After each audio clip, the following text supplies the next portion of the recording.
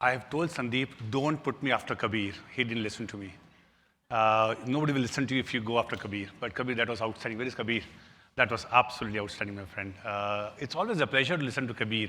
His ability to take technology, business, and human element put together, and a super awesome ability to narrate and communicate is always a pleasure to sit, especially when you don't have to pay money and sit and listen to him. Thank you so much, Kabir. I was sitting there and I followed, Ikhlaq, your nudge on using OpenAI, and I uploaded my presentation to ChatGPT. I said, please delete all the slides which Ikhlaq spoke. So deleted 40% of the slides. Then as Kabir presented, I said, okay, delete another slides, whatever Kabir carried in the presentation. It deleted balance all other slides. So I had nothing left. Then I said, can you please put some slides back so I can come and speak? So hear me out. There are a few other thoughts I thought I'll end up sharing after what you heard in the room. To start with, no surprise, and I think all of us need to look at this data day in, day out. Doesn't matter how much bored we get looking at it. The kind of digital adoption India has today, not only in cities, not in tier 1 towns, tier 2 towns, but also in villages, is not small. Across internet usage, time spent online, social media, video downloaded, we are on extremely right-hand side of the curve. A large population of the country today has access to internet. UPI is a reality in the country. Hopefully in the next 5 years, ONDC will be far, far bigger than UPI has been today. And that is a revolution we are all going through. And hence, no surprise, the conversation that you heard in the room today is that if at all we don't reinvent our business model and we don't reinvent ourselves, both of them will not be relevant in times to come. And whenever I look at these statistics, I really get worried. And I get nervous. Am I doing the right thing? Am I steering my business to the right direction, yes or no? Or am I falling behind? And if at all we don't get that butterfly in our stomach, I do believe something is wrong the way we are operating. Almost every organization today has their own digital transformation process, function, initiative which is on. And there's enough amount of data today that every medium large-scale company is having that information, is having a transformation. But to me, what's more important is, are we looking at across all different areas of the business? Yes, GenAI is here. And Ikhlaq, you spoke about earlier about the kind of areas which are getting impacted, be it supply chain, be it marketing, be it R&D. If I quote a couple of examples from Hindustan Unilever, let me quote 2 examples in that space. As all the channels of distribution and selling in the company is getting today disrupted in a very, very big way, we thought of Shikhar. So today as HUL, we sell in 2 million outlets directly. The country has almost 10 million Kirana stores. And with eB2B coming in the country, we wanted to see what could be the best response to ensure that we are able to create moat, defense, and further depth in our distribution. We launched Shikhar. Shikhar is an eB2B app of HUL, where a Kirana store is able to directly order on Hindustan Unilever. With that, more than 50% in last couple of years of our outlets across the country have that app through which they're ensuring that they give orders to us. We have in the country 200,000 Shakti Ammas. These are women in villages, many of them not educated, and they do the business of taking our business and selling in the villages. We gave the same tool, Shikhar, to them. And it's surprising that more number of rural women took Shikhar as a tool to place order on HUL compared to the number of retailers in the country. The point I made earlier that in the deepest part of the country today, technology can be adopted at scale and pace. One will just get surprised when you start sampling that. So don't underestimate the power of India across length and breadth to get that done. Second, of course, we are a marketing and a sales company. Innovation is at the heart of what we end up doing. There is a different way of innovating, which is you go and do a lot of market research, find insight, develop a product, try to test the product, then launch it, and then do, of course, evaluation. We adopted end-to-end digital way of doing that, and we call that as Agile Innovation Hub. As part of that Agile Innovation Hub, when you start scrubbing internet, you know what is the trend. What's the trend in a different segment of the society, different part of the country, and basis that, using a very agile technology, how can you make prototype and test it online in a very quick manner? And once that test becomes successful, how can you go and launch the product in a very different time frame? Our innovation rate and the time it takes gets cut by 75% by doing that. So your ability to respond to marketplace when you stitch end-to-end different parts of the organization is just outstanding. I love this slide which Google presented in another recent event which they came and did at Unilever globally.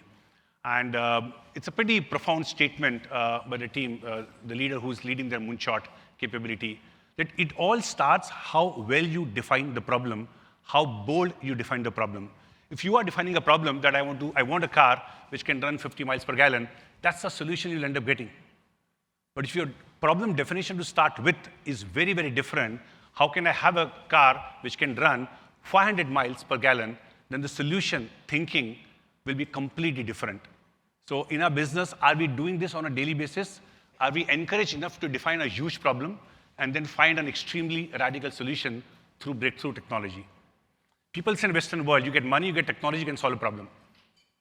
We in India, we think passion, purpose can solve a problem. I'm sure answer lies somewhere in the middle of the two. And in my mind, it starts by defining radically what is possible and then deploying technology at scale with passion to get the job done. If I have to look at what would that strategy look like for any organization to do something, in my mind, two simple words come out: go wide, go deep.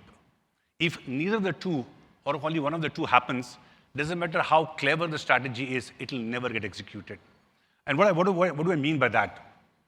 Kabir uses the word fail fast. And I'm a big fan of that entire thinking. If you take something, do something in the organization, it only has a chance of success if all the parts of the organization are experimenting and doing it at the same time. But equally, along with fail fast, the second thought which comes to my mind, something which works, how can we scale up fast? We all know to fail fast, but how can also we scale up fast?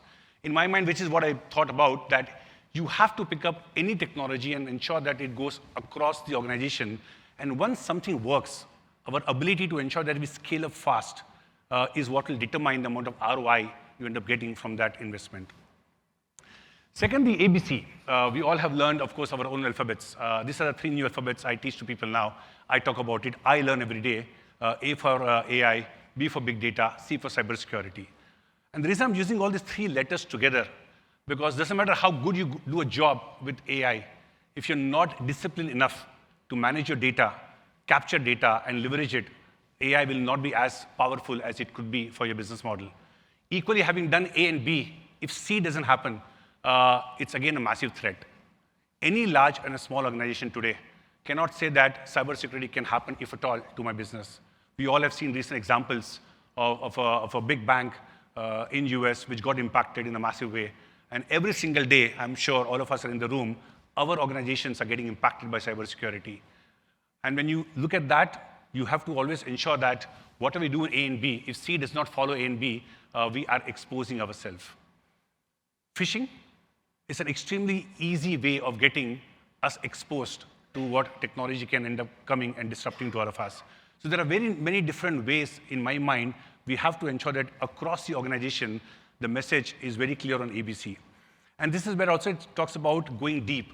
Now, whatever we end up doing, if at all we end up not picking up pace and scale in terms of making impact to whatever we think of, it will not be sizable impact to the business.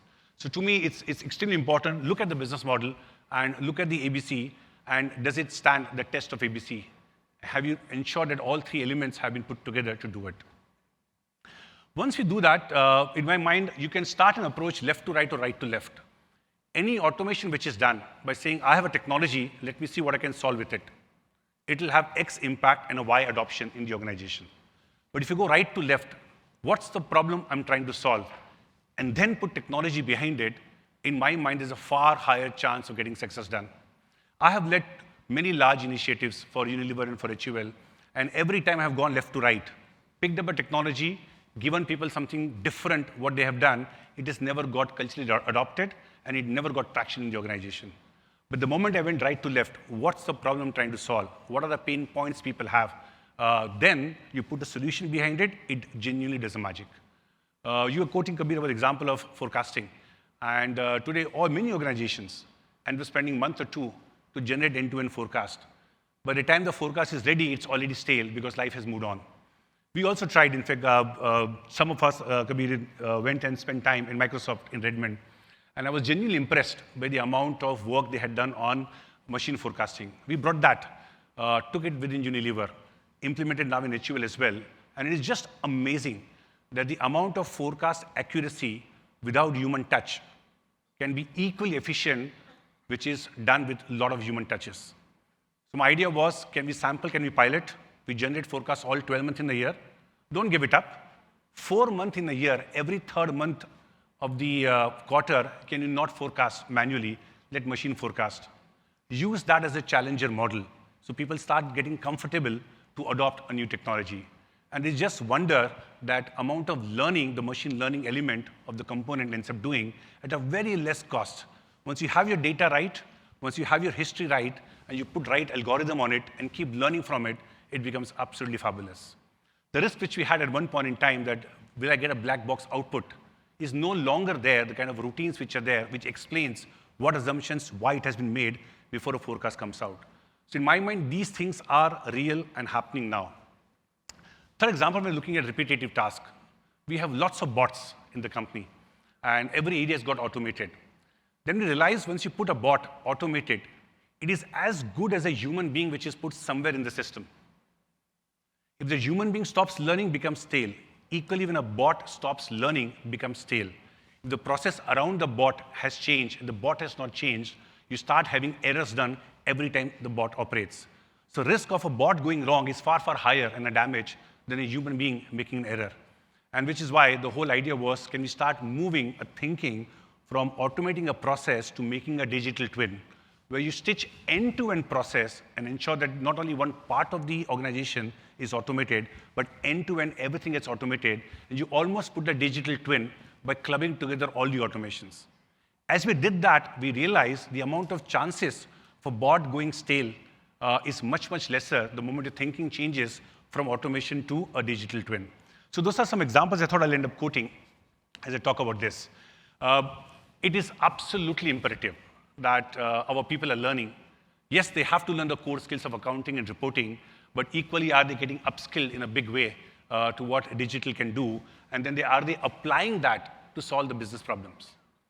I don't think so we can end up coaching people beyond a point in time on digital unless they dirty their hands, get involved in initiative, experiment with it, and then get some success out of it.